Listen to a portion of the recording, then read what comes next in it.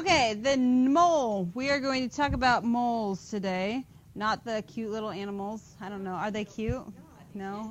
Not the ones with the noses like. Not the furry noses things, but yeah. A mole is a counting unit. It's the amount of substance. So just like a dozen, what does a dozen mean? 12. What does a baker's dozen mean? 13. Do you guys know why there's a baker's dozen? Because they always have one information. They always tried one.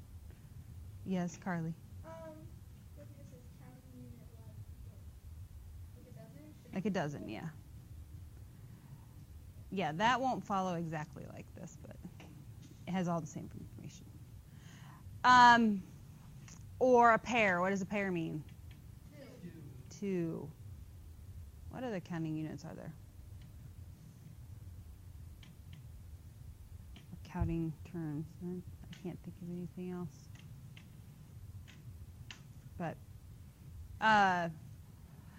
the actual definition is the amount of a substance that contains as many particles as there are atoms and exactly 12 grams of carbon-12. Basically, we're saying if you have a mole of a substance, you have Avogadro's number, which is 6.0221415 times 10 to the 23rd items, whatever that item is, in the in exactly 1 mole of a pure substance. We're dealing with atoms and molecules, so we would use their 6.022, and usually we stop right there, we round it, we don't include the 1415, but 6.022 times 10 to the 23rd atoms or molecules in a mole. That's what we will usually, but you could use it for pencils, you could use it for donuts, it would be anything. And it doesn't matter what element you're dealing with or what item you're counting, that mole would always be, 1 mole of that substance would always be 6.022 times 10 to the 23rd items, whatever that is. Molar mass is the mass of one of those moles. So 1 mole of that pure substance, and it's written in the units of grams per mole. So we will use that as a conversion factor where we'll have grams of a substance per 1 mole. And it's numerically equal to the atomic mass. So was it Thursday we had our last day of notes where we found average atomic mass, and the units we were using there as AMU, atomic mass units. The number numerically is equal to the AMU, and the units have just changed to grams per mole. And we will actually use the units grams per mole for the periodic table masses a lot more than AMU. We'll use those as conversion factors a lot. So chemists do use the molar mass as a conversion factor. So for example, the molar mass of helium is 4.00 grams of helium per mole of helium. So you'd find that on periodic table, and the chart hanging on the wall says it's 4.00260. Just round everything to 2 decimal places. That's just a good place to round. When you do the conversion, you would not count significant figures. In the masses, we're counting those as exact numbers. So you're going to base your answer's significant figures on the value that you start out with, which I won't be taking off for significant figures anymore. But that is just so that if you want to try to keep answering in significant figures, that would be what it would be. And also, they write there, and like if you look in the book or anything, they write it like this, but this would be like, we're going to use the railroad track. That's what it would be like, where our moles now are going to cancel out. We're left with grams of HE, so you'd multiply the top.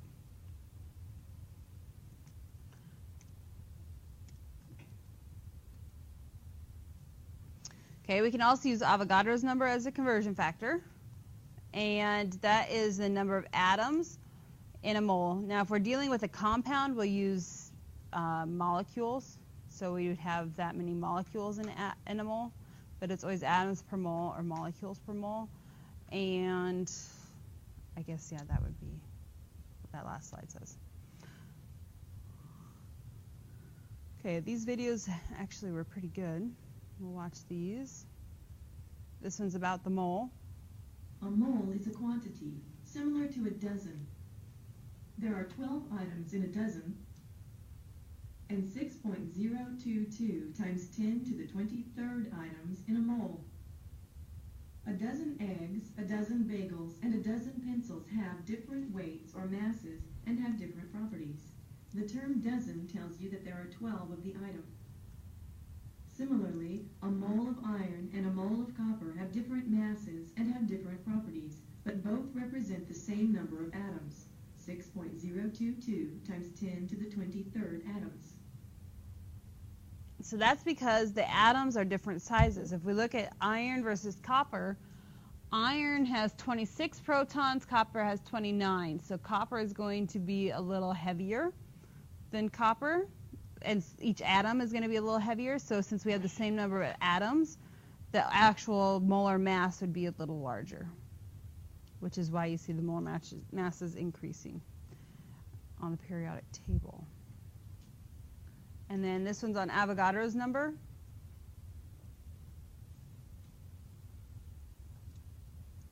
Avogadro's number is 6 times 10 to the 23rd. Any collection of this many objects of any kind is called a mole. In general, we use Avogadro's number to convert numbers of atoms into measurable amounts of chemical. Avogadro's number is really big. If we covered the lower 48 states with a mole of popcorn, or 6 times 10 to the 23rd pieces of popcorn, a pile of popcorn would be 500 kilometers deep. The layer of popcorn would be twice as high as the International Space Station.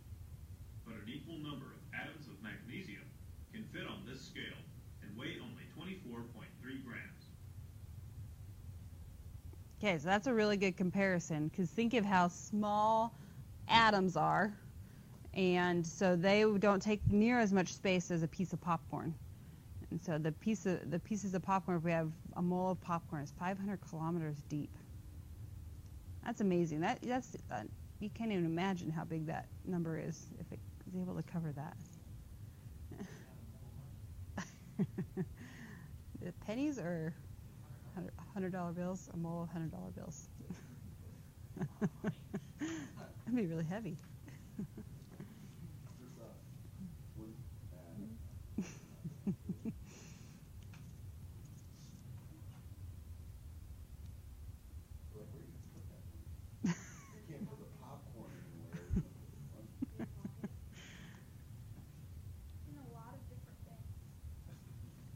But the money is a lot thinner than a piece of popcorn, so maybe it wouldn't go quite as high. Yeah, longer. I wonder if you just stacked it. What if you just stacked it? How tall would the stack be? We could really calculate that. We could calculate how much the width of $1 bill. I don't know. That'd be hard to measure. But then, then you could take it times the Avogadro's number, and that would give you how tall it would be. Maybe that would be a good one. Might have the next one here.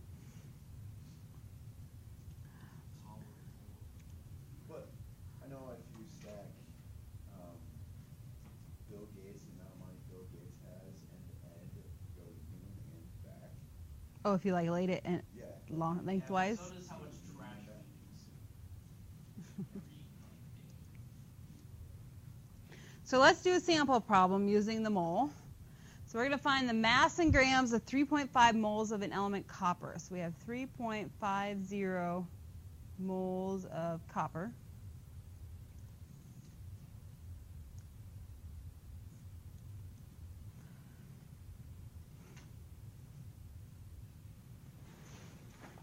So what units would have to be on the bottom? We need moles. Do we know the mass in grams of 1 mole of copper? Yes, we do. Where would you find that? The periodic table. So the molar mass on the periodic table is the mass in grams, 1 mole. Now we just round to 2 decimal places, so 55. What we would round to grams of copper. So we would multiply or divide? multiply by the top. Divide by bottom, and what is this value?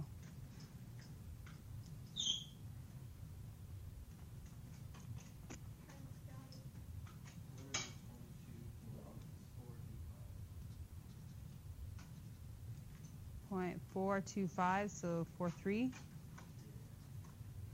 Now, if we, What did you just do with the 430?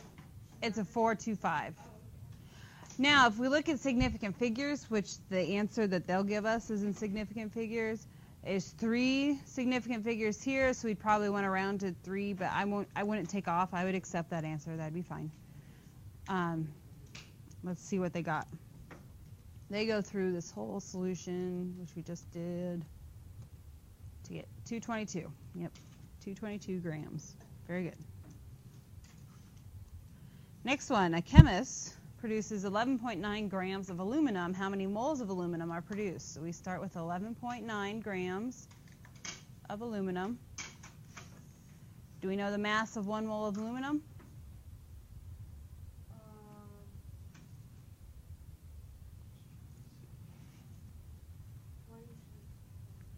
26.98. Now, does that go on top or bottom this time? Bottom, because the grams have to be on the bottom.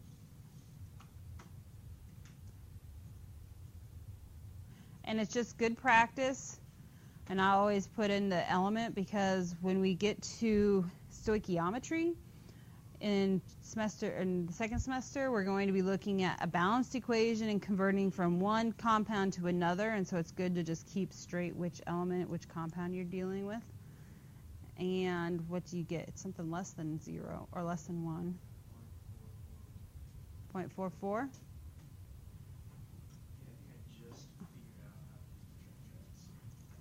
Yes, it just clicked, huh? Yes. Yes.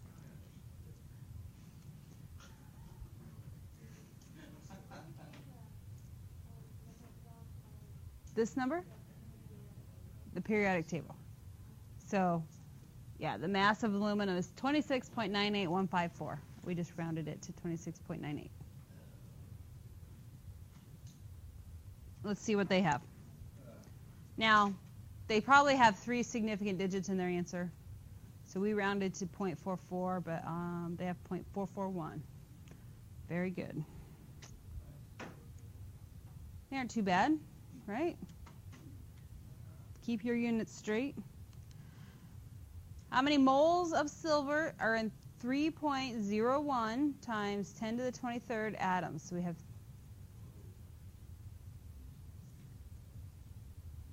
Do we know how many atoms are in a mole of silver? Up there, that's the mass of 1 mole.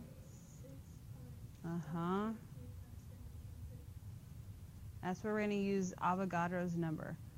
6.022 times 10 to the 23rd atoms of silver are in 1 mole of silver.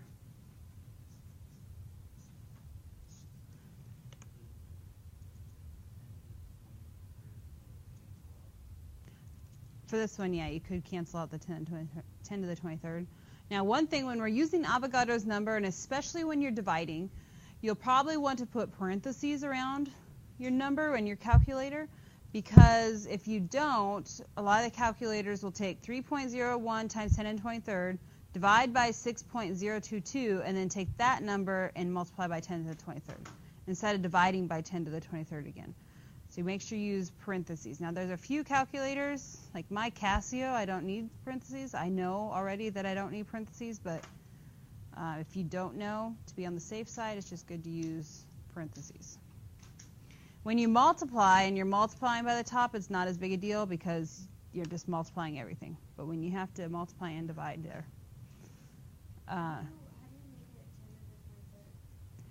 you times 10, and then you can use that caret top or the XY button. But in this sense, the things are canceling out, right? So it looked like Tessie up here. do you have a little carrot top thing like that? No?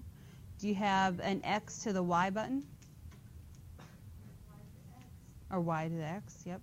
So you'd put 10, and then you'd put the Y to the X, and then put 23rd.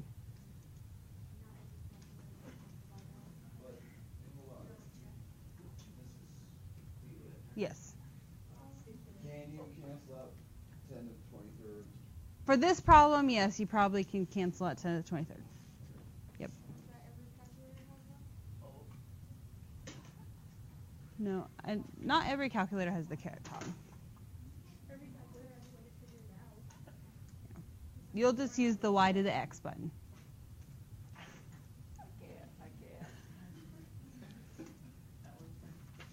Did you guys find, does everyone else find? Okay. 0.499. Oh, that means you didn't use parentheses. So whenever you have that 4-5, that means times 10 to the 45th. That's what you had. Okay. Okay, we want 3 numbers.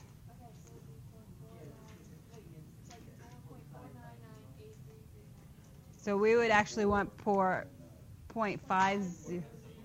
Yep.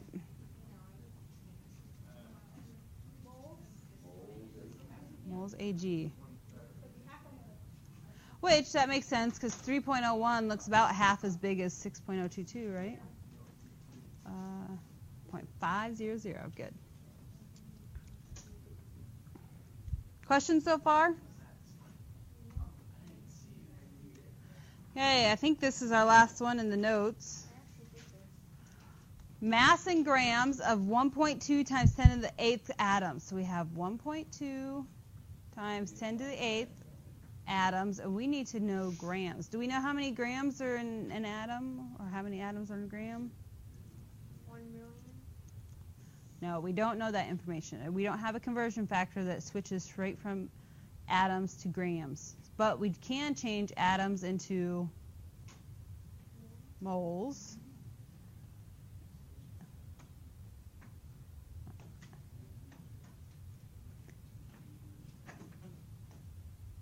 And then we can change moles into grams, right? Because we know the mass of 1 mole of copper is, we already had it, was 63.55. Yep.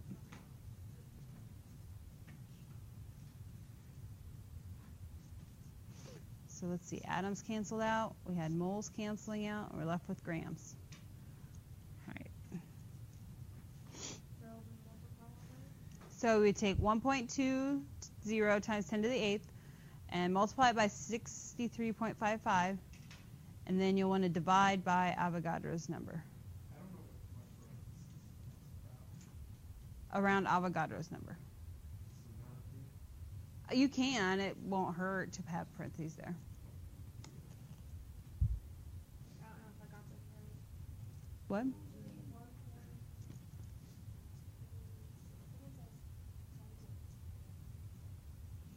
10 to the negative. 14. I think it should be 14. You have 27? Oh, recheck it. I'm pretty sure it should be 14. So how do they figure out Avogadro's number? I don't know how Avogadro determined his number. It's a big number. Crap shot. Yeah. That's a really big number. I don't know where. Look at this, I just made up a number and now it's gonna mean something. Did you get it? How would you I calculate did not that get in it. How do Rome? you do it? Yes, you got it. Good. Don't you take 1.2 times 10 to the 8th times 63.55 and divide it? Mm-hmm. Yep. Yep. Stupid.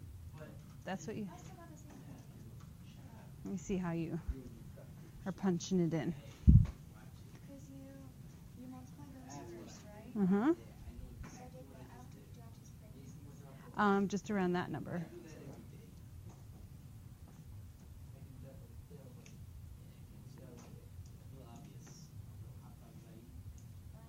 Okay.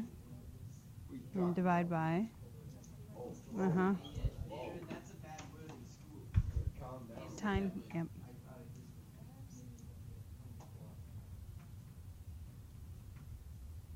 There you go. Okay. Yep. Oh, and we forgot units. It's grams of copper. Talk like that. So I talk about your personal life. Yeah, let's not share my personal life with people. Very good. Got it. Closet life. Hey, opposite, should I tell you? Okay, so here's your chapter review, which we got last Partake with me to- week, That's and supposed that to is be due. first page. That's supposed to be page 89. This is the new book page. Because, yeah, in mine. The old book page is different.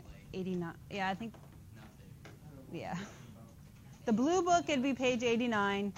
If you use the online textbook or using the new book in the room, then you would use page 86. Hey, Friday. This is due Friday. life that goes nowhere.